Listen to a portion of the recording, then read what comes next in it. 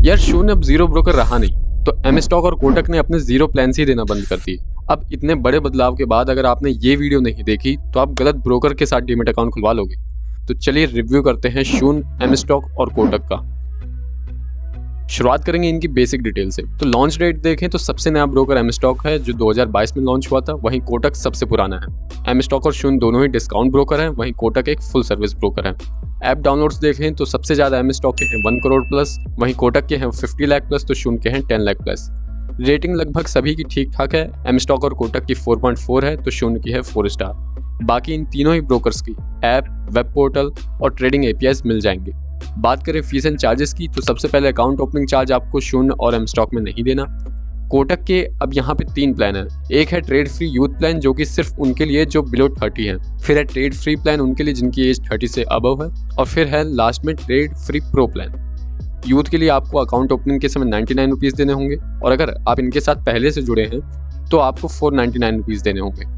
वहीं trade free plan के लिए कोई फीस नहीं है, ऐसा ही ट्रेड फ्री प्रो प्लान के लिए भी है। एएमसी की बात की जाए तो एम स्टॉक में कोई फीस नहीं है, पर ये आपसे ऑपरेटिंग चार्ज लेते हैं। अब ये ऑपरेटिंग चार्ज क्या, वो एएमसी का जैसे इन्होंने दूसरा नाम निकाल दिया है, तो वो रहेगा 219 रुपीज़ पर क्वार्टर, मतलब हर 3 महीने में 219 रुपये आपको देने पड़ेंगे। या फिर आप इससे बच सकते हैं, अगर एक ही बार में आप 1299 की फीस दे देते हैं तो आपसे कभी भी ये सो कॉल्ड एएमसी नहीं लिया जाएगा। शून्य में कोई एएमसी नहीं है। बाकी कोटक नियो के यूथ प्लान में तो एएमसी नहीं है, पर फ्री प्लान में 150 रुपीज़ पर क्वार्टर है। वहीं प्रो प्लान में 249 रुपीज़ की सब्सक्रिप्शन फीस है। ऑटो स्कोर ऑफ चार्ज देख ले तो एम स्टॉक में 100 रुपीज़ है, शून्य में 0 है, बाकी कोटक में 50 रुपीज़ है। डीपी चार्जेस देखते हैं तो एम स्टॉक में है 18 रुपीज़, शून्य में है 9 रुपीज़। वहीं कोटक के डीपी चार्जेस थोड़े से हाई हैं, ये आपसे मिनिमम 20 रुपीज़ तो लेंगे ही लेंगे, पर अगर अमाउंट बड़ा होता है तो उसका 0.04% लेंगे। अब यहाँ पे जो हमने इन तीनों प्लान्स के बारे में आपको डिटेल में बताया, ये कोई और नहीं बताता, सब ऊपर से बता के निकल जाएंगे। तो ऐसे ही डिटेल्ड रिव्यू के लिए फाइनेंस फिट को जरूर सब्सक्राइब कर लें। आगे बात करें प्लेज और अनप्लेज चार्जेस की तो एम स्टॉक के अलावा सभी आपसे 20 रुपीज़ लेंगे। बाकी कॉल एंड ट्रेड चार्जेस 0 हैं एम स्टॉक और शून्य में, वहीं कोटक में है 49 rupees plus GST. Fund deposit charges यानी कि यूपीआई के थ्रू ना करके अगर आप नेट बैंकिंग के थ्रू फंड डिपॉजिट करते हैं तो उस पर एम स्टॉक आपसे 7 से 11 रुपये लेगा। वहीं बाकी शून्य और कोटक के सभी प्लान में आपको 7 रुपीज़ देने पड़ेंगे। एमटीएफ चार्ज देख लेते हैं तो वो एम स्टॉक में है 0.0192% से लेके 0.0411%। शून्य में ये चार्ज हमें कहीं मिला नहीं। बाकी कोटक में सबसे कम चार्ज ट्रेड फ्री प्रो में है 0.026%। तो अब मेन पॉइंट पे आते हैं कि ब्रोकरेज कितना है। तो एम स्टॉक आपको डिलीवरी फ्री में देगा और बाकी सभी के लिए आपसे फ्लैट 5 रुपीज़ चार्ज करेगा। ऐसा ही शून्य में भी डिलीवरी फ्री है, पर इंट्राडे और फ्यूचर्स के लिए आपको 0.03% या फिर 5 रुपीज़ जो भी कम होगा वो देना पड़ेगा। वहीं ऑप्शन के लिए फ्लैट आपको 5 रुपीज़ देने हैं। अब कोटक की बात कर ली जाए तो पहले ट्रेड फ्री यूथ प्लान में आपको डिलीवरी फ्री मिलेगी, बाकी सभी में 0.05% और 10 रुपीज़ देने पड़ेंगे। फिर ट्रेड फ्री प्लान में 0.20% और इंट्राडे में 0.05% या फिर 10 रुपीज़। बाकी फ्यूचर एंड ऑप्शन के लिए फ्लैट 10 रुपीज़ है। और लास्ट में ट्रेड फ्री प्रो प्लान में 0.10% डिलीवरी के लिए, तो इंट्राडे के लिए 0.05% या फिर 10 रुपीज़।